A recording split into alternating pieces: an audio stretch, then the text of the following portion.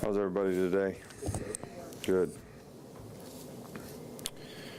Well, it was certainly our goal, this week, to finish spring practice and continue to improve. And I was certainly encouraged today that the energy and intensity and enthusiasm was, better. Got a lot of reps out there today, even though this was our third practice in shorts and helmets. And I really do think that we made a lot of progress this spring with a lot of players. Obviously, we're not satisfied with where we are, but this A-Day game, I think I look at a little bit like it's an exhibition game for our players and our team.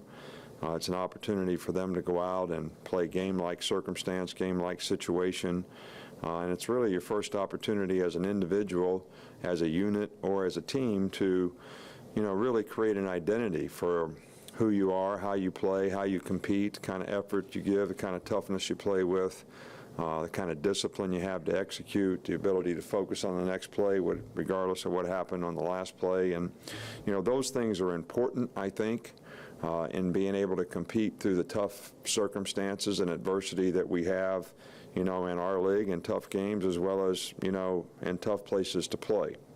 So this is important for us. I think it's important for us to have, great support, as game-like as we can get it, with, a lot of folks there that show a lot of interest and passion for, this team, this particular team.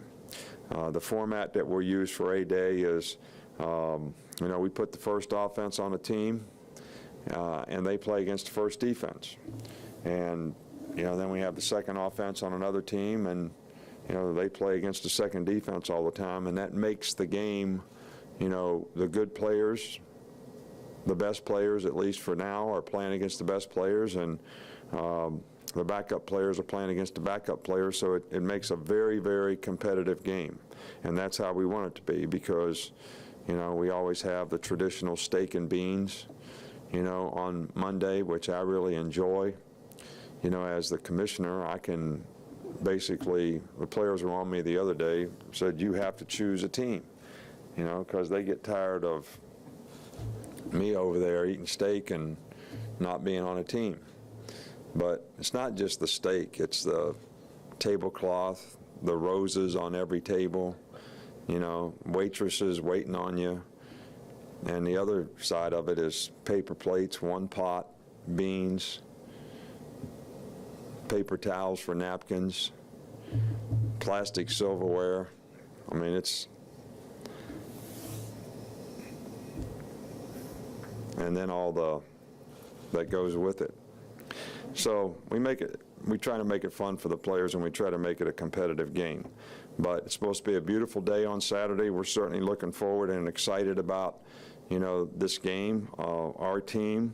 For 7 years, we've had a great response to A-Day. It's a great traditional day here for a lot of folks to come back here, and a lot of activities for former players and, A-club folks, golf outings, a lot of fan interest and a lot of fan support. And we'll have a ton of people here that, are guys that we're looking at for the future in terms of recruits that can be very much impressed by the energy, enthusiasm, and the passion that, we show in this game. And I think it's a tradition and something that we're very proud of, and something that has helped the program tremendously. And I hope that, we continue to show that kind of support for our team and the program, and I think it's very, very beneficial. We only have 3 guys, same 3 guys all year, all spring, I mean. Lake, Eddie Jackson, and D. White won't participate in the game. Everybody else we expect to participate in the game.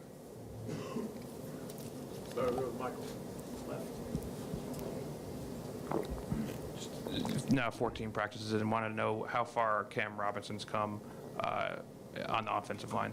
He's done a good job. He really has. He's, got a lot of ability. Learning curve is huge. But he's a bright guy, he's a smart guy, he's conscientious, and is really trying to learn. Does he still make mental errors? Absolutely. But, we feel like the best way for him to continue to develop is, to be around players that, can help him and support him. And, hopefully we'll be able to develop a little chemistry with this group in the offensive line. But, Cam has done a really good job. He knows and we know that he has a ways to go. And it'll be a little bit of a work in progress, probably right up to the first game. And hopefully, he'll be able to continue to make the improvements that he needs to make to play winning football for us. Aaron, what kind of progress has Geno Smith made, and what kind of role can he have in this defense this year? Well, Geno's had a really good spring. He's really been active and played well at safety. I still think that, sometimes he's a little bit uncertain of what to do. Sometimes he's a little bit uncertain of exactly how to do it. But that's why we'll practice, and, he can, study himself and this summer and, work on some things this summer as well as in fall camp. And, hopefully we'll be able to make the kind of progress with him that he certainly got the ability. And I think he can make a huge impact for us next year if we can get him feeling confident and comfortable on everything that he's expected to do. Front, Kirk. Coach Saban, I know you have other coaches come through sometime during the spring, and I wondered what that does. Is it a two-way street where you get help from that and they get help from being here? And in conjunction with that, of Peyton Manning coming in, what is his role, if any, in that sort of thing? Well, when we have, I guess the best way to answer the question is who's doing who a favor. Sometimes we have people that we ask to come in, right, because we want to learn from them. Because, the goals that you have for next year are basically the things that you struggled with last year. All right, so you make a list of those things through your quality control, and then you go out and look for people who might be able to help you develop a little more expertise, better way to teach, better way to coach, some situation. So sometimes we bring somebody in here to visit with us. Sometimes we have people call us and ask us if they can come and visit us, right, and try to learn from us, right, which we, share with quite a few people. And I think we usually learn from them as well, when that happens. Peyton Manning has been a friend and very well respected for a long time, ever since I coached in the league. We played him when he was in Indianapolis and I was in Miami.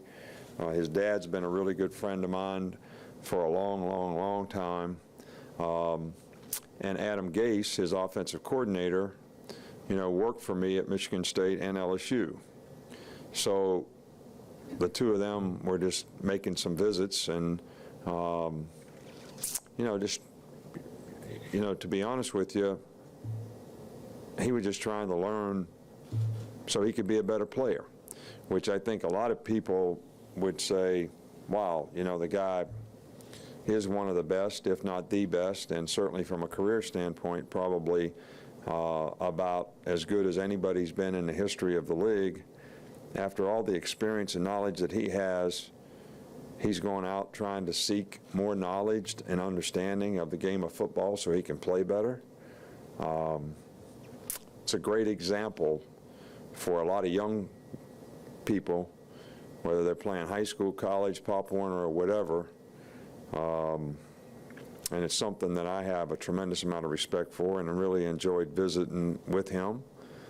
We also, since they're a no-huddle team, we had a lot of questions for them, in terms of what gives them problems and what defensive teams do that give them problems. So, that was a kind of a mutual, hopefully, benefit. I know it was a benefit to us. I hope it was a benefit to them as well. Coach, this is unrelated to A-Day, but the NCAA passed the unlimited meals, snacks for players, walk-ons, et cetera. Were y'all in support of that? How do you feel about that? Yeah, I'm in support of that. I'm in support of anything to do more for the players. I always have been. We don't know the specifics of the rule quite yet and how we can, legally implement it in terms of, what we're going to do differently to help the players. But as always, our commitment to helping the players will be everything that we can do to help them in terms of what we do. Amy does a great job here with the nutrition part of what we do, with Training Table, with things that she's allowed to do right now to, help players from a nutrition standpoint and a conditioning standpoint. So we're excited about having the opportunity to make sure that players are getting enough nutrition, and I think this is a good thing for the players. So it's not just Oreo cookies? Excuse me? Not just Oreo cookies at midnight that you follow? I don't think so. Look, that's not what we give them anyway.